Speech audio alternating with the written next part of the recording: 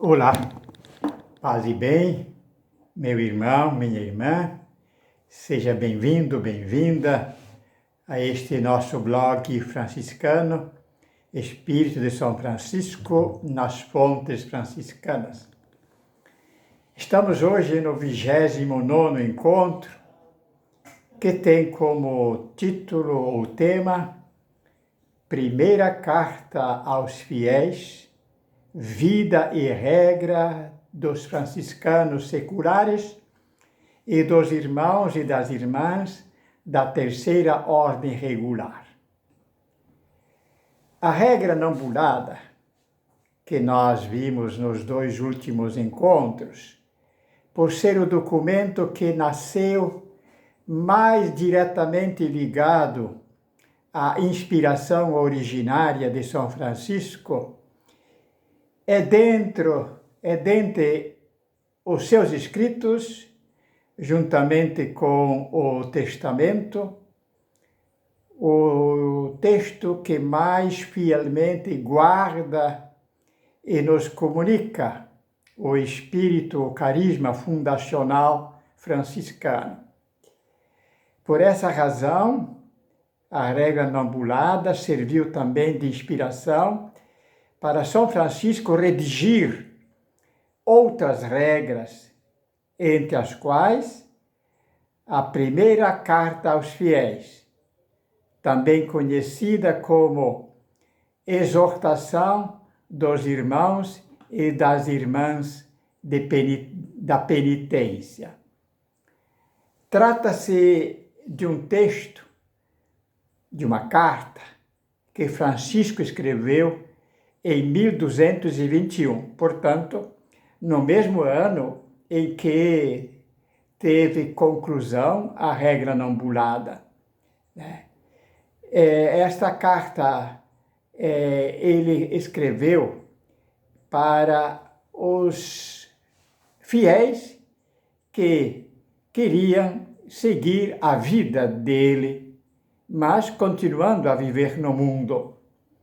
Essa carta serviu de embrião da regra para os então denominados irmãos e irmãs da penitência, ou simplesmente os terciários de São Francisco, hoje denominados franciscanos seculares, e a sua ordem franciscana secular.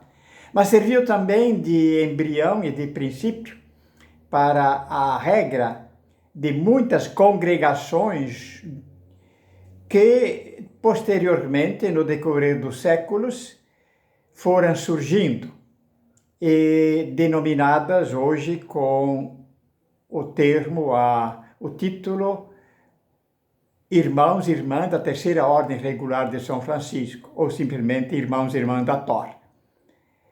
Hoje, depois de alguns séculos de esquecimento, as novas redações tanto da regra da Ordem Franciscana Secular, como também da regra da OTOR, dos Irmãos e das Irmãs da Terceira Ordem Regular, introduziram ou reintroduziram esta carta como sendo o prólogo, princípio e coração, portanto, da regra tanto da OFS como da TOR.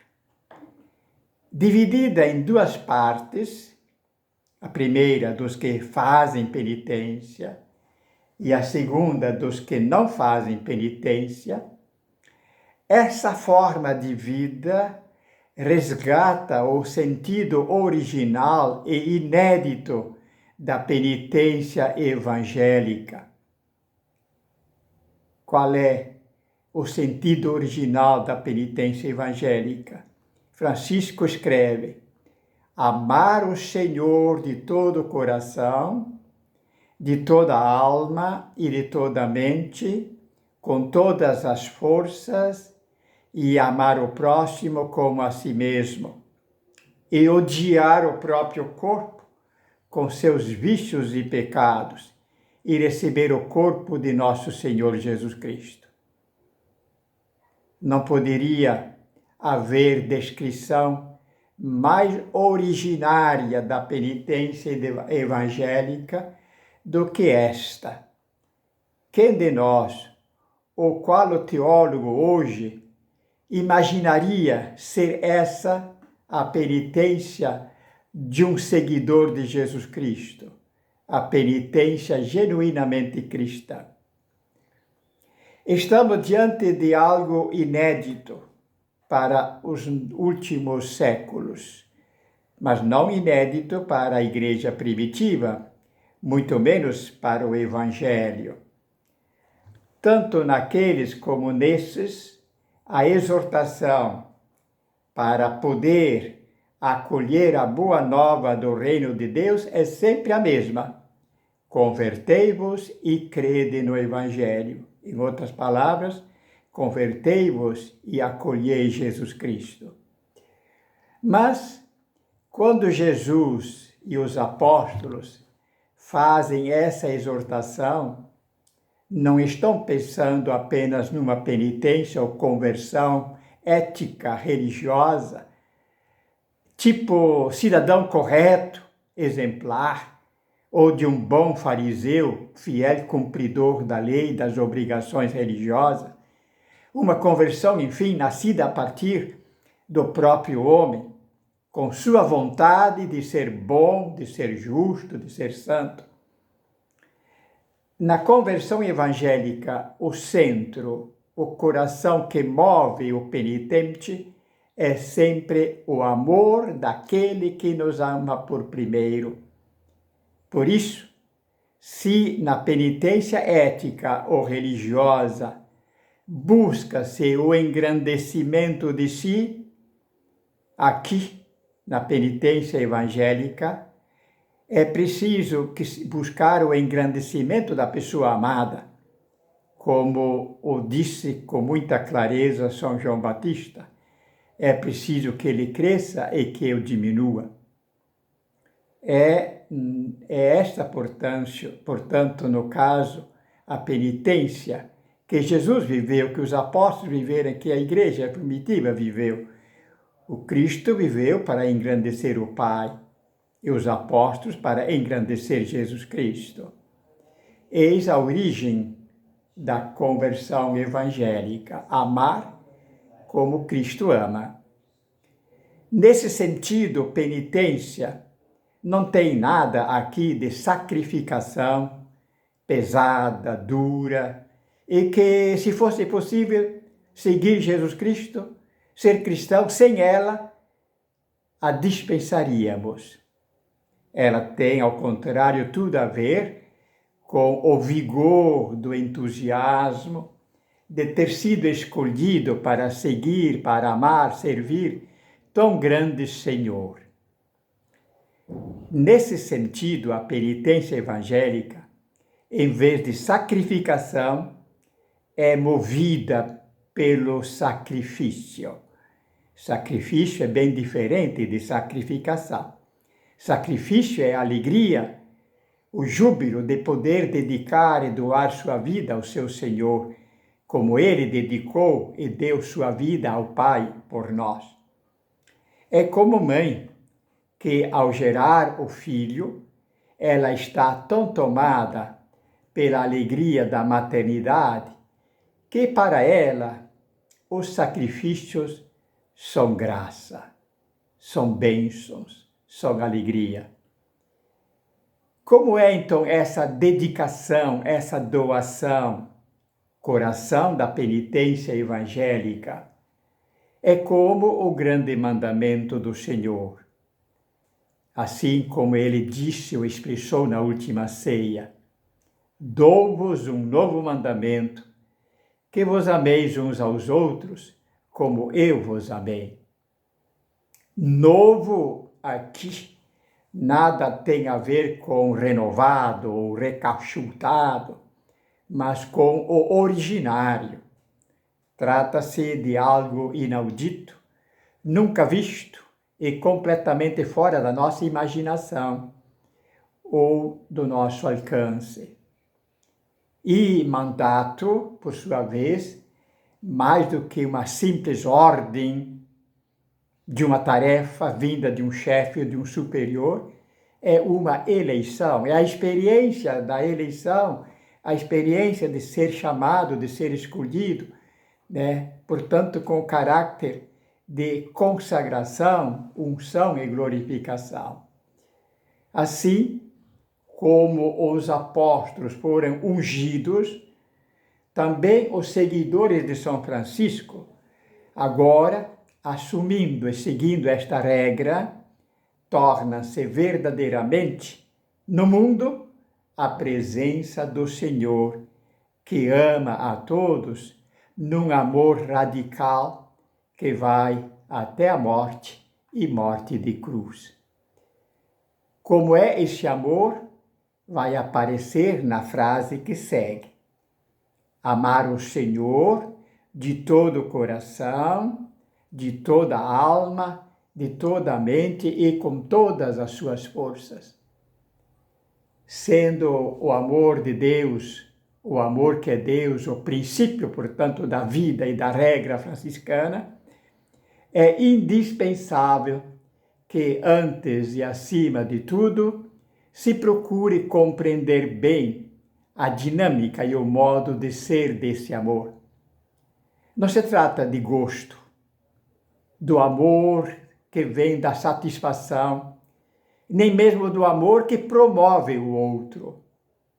Tudo isso pode estar presente, mas o amor do primeiro e único mandamento de Deus pertence a outro quilate, pertence à doação total, inteira de si mesmo, como Cristo fez em toda a sua vida, principalmente na cruz e hoje na Eucaristia. Por isso, Francisco, em vez de amor, no texto latino não aparece a palavra amor, mas sim a palavra dileção e o verbo diligere, verbo que significa amar com diligência, com cuidado, com atenção e doação total. Um amor que é sem fim e sem limites, sem nenhuma discriminação ou interesse particular, coisa que só Deus é capaz de fazer. Eis, meu irmão, minha irmã, a grandeza, a sublimidade desse mandamento, proposto por Francisco como princípio, como germe, como coração da forma de vida para seus irmãos e irmãs da penitência e para os irmãos e irmãs da Tor. Por isso, ele inclui não apenas o amor a Deus, mas também o amor ao próximo e a si mesmo, como disse Jesus. Ao dizer próximo, Jesus não determina este ou aquele, como os judeus faziam, justamente para dizer que se trata de toda e qualquer pessoa que estiver à nossa frente, seja ele um amigo ou inimigo, conhecido ou estranho, pecador ou justo. Amar assim mesmo, amar a si mesmo, a mim mesmo, por sua vez, significa, acima de tudo, acolher com alegria e gratidão a vida que Deus me dá, com todas as suas circunstâncias, virtudes, defeitos, dons e talentos, aproveitando tudo para devolver a Deus aquele homem novo, bom, perfeito, que Ele criou, que Deus criou e que Cristo veio recriar. Enfim, assumir a nosso ser criatura finita, limitada, como dom precioso de Deus. Como pano de fundo desse mandamento, gravado aqui por Francisco como princípio originário e fonte da nossa vida e da nossa regra, está o amor ou o amar de Deus, da Santíssima Trindade, assim como as três pessoas divinas se amam, doando-se ininterruptamente uma à outra, e que se revela este amor no mistério da cruz. Eis o princípio dos princípios, o resumo dos resumos, a essência das essências de toda a vida, de toda a regra dos irmãos e das irmãs da penitência, dos irmãos e das irmãs da terceira ordem regular. É a seiva, o espírito, a medula que deve animar e perpassar tudo e que fazemos ou deixamos de fazer no nosso dia, no nosso cotidiano. Vamos agora tentar ver como é que está presente este princípio da regra da UFS na nossa vida hoje, no homem de hoje, né? Então, amar, a penitência evangélica, vida e regra hoje, né? Como essa penitência evangélica é importante na vida da igreja hoje. Então podia se perguntar, por que o amor é tão importante a ponto de Jesus proclamá-lo como o primeiro de todos os mandamentos e São Francisco propô-lo como vida e regra para seus seguidores seculares e regulares? A razão é muito simples, porque Deus, o princípio, a origem e fonte de tudo e de todos, é assim: amor, doação.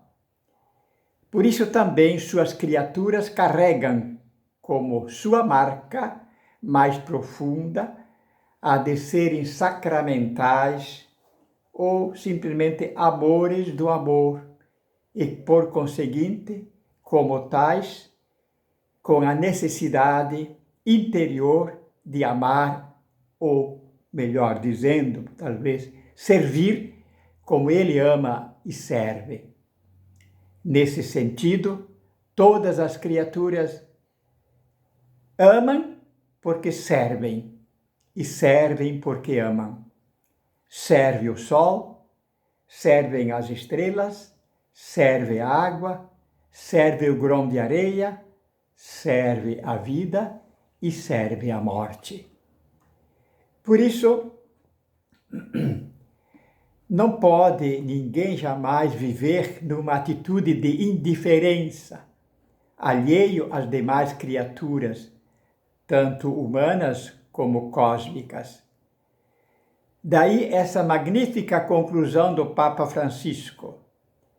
Por conseguinte, diz o Papa, ninguém pode dirigir-nos, ou melhor, ninguém pode exigir-nos que releguemos a religião para a intimidade secreta das pessoas, sem qualquer influência na vida social ou nacional, sem nos preocupar com a saúde das instituições da sociedade civil, sem nos pronunciar sobre os acontecimentos que interessam aos cidadãos.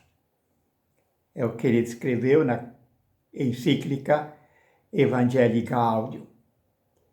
E depois, para consolidar sua exortação, o Papa faz questão de evocar dois significativos exemplos.